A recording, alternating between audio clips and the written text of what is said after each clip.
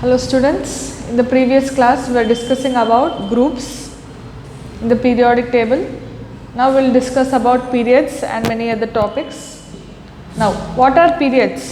The horizontal arrangement of elements in the periodic table, they are called, the horizontal rows are called periods. There are 7 periods in the periodic table. You have about 7 periods. The first period has only 2 elements because it involves the filling up of 1s orbital. First you have hydrogen and helium. Hydrogen electronic configuration is 1s1, helium electronic configuration is 1s2. So you have only 2 elements in the first period. The second period, it involves filling up of 2s and 2p. 2s and 2p involves 2 plus 6 electrons, that is 8 electrons. So in the second period you have about 8 electrons. Third period involves filling up of 3s 3p. So you have 8 electrons in the 8 elements in the third period. The fourth period involves filling up of 4s2, 3d10, 4p6. So it involves altogether 18 elements. So in the fourth period you have about 18 elements. Similarly in the fifth period also you have 18. In the sixth period you have about 32 elements. Seventh period is incomplete. The number of shells in a given atom tells us about which period it belongs to. Suppose if it has only one shell, then it belongs to first period. If it has 2 shells, it belongs to second period. It is like this, it goes like this. So you can study about periods in detail in your topic. Next you have about metallic and non-metallic nature. What is this metallic and non-metallic nature? If an atom has 3 or less than 3 electrons in the outermost shell, they are called metals. If it has 5 or more than 5 electrons, in the outermost orbit, then it is a non-metal. S block elements are all metals. If you see the D block elements, the metallic nature gradually decreases across the D block. That is why D block elements are called transition elements. Now, if you see, and if from third B onwards, it is given separately, third B group elements is given separately as F block, because they are inside the transition elements. They are F block elements are called inner transition elements. Now, if you see the P block, you have a staircase like demarcation, something like this. On the right side you have non-metals, on the left side you have metals, and near the staircase you have metalloids. So this is how the metals, non-metals and metalloids are arranged in the periodic table. The metallic character decreases across the period, non-metallic character increases across, metallic character decreases and non-metallic character increases. Next we have about electronic configuration. If you consider a particular group, let us say lithium, sodium, potassium, they all have similar electronic configuration. That is, in their outermost shell it has got only 1 electron. Let us observe the electronic configuration of lithium. It is 1s2, 2s1. Sodium it is 1s2, 2s2, 2p6, 3s1. Similarly, if you take potassium, it is 1s2, 2s2, 2p6, 3s2, 3p6, 4s1. So this is how the electronic configuration is similar. Now because the electronic configuration is similar, they have similar chemical properties, and their properties they repeat after a particular interval of elements. Now across a period, if you take 2 elements, they differ by 1 electron. That is, their electronic configuration differs by 1 electron, because of which their properties of elements across a period are different, but properties of elements down the group are similar because they have similar electronic configuration like this. Next, you have something called as valency. Our next topic is valency. What is this valency? Valency is the combining capacity of an element with respect to hydrogen or oxygen.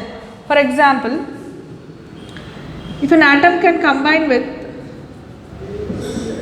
one atom of hydrogen, let us say for example element X combines with one atom of hydrogen, then the valency of this element is 1. An element X, let us say if it can combine with 2 atoms of hydrogen, then the valency of this element X is 2. Similarly, if it can combine with 3 hydrogen atoms, its valency is 3. This is with respect to hydrogen. With respect to oxygen, if an element can combine with 1 atom of oxygen, its valency is 2. If it can combine with 2 atoms of oxygen, the element's valency is 4.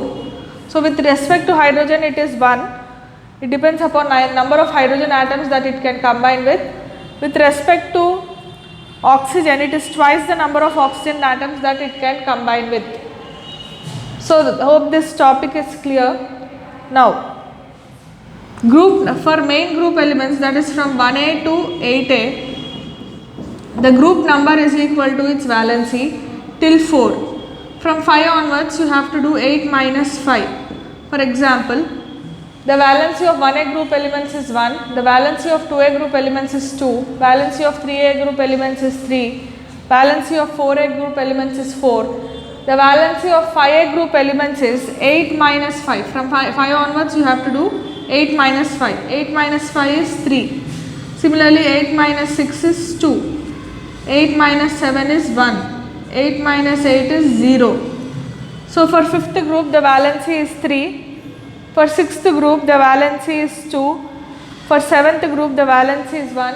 For the 8th group elements the valency is 0. So, this is what is the combining capacity of an elements. The next topic that you have is atomic radius. What is this atomic radius? Let us discuss in detail.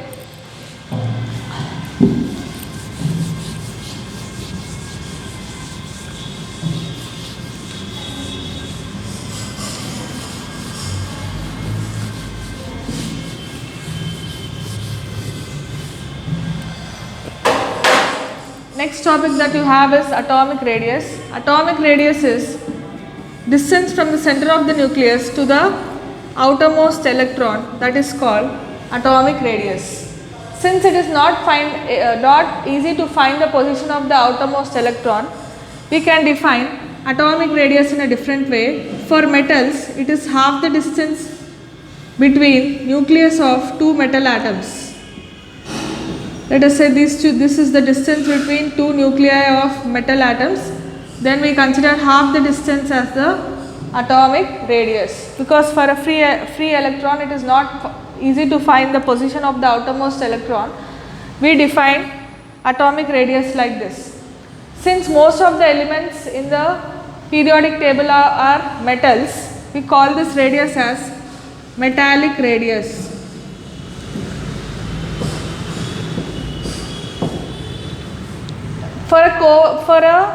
For gases like Cl2, the atomic radius is half the distance between the covalent bond present between the atoms. This is called covalent radii.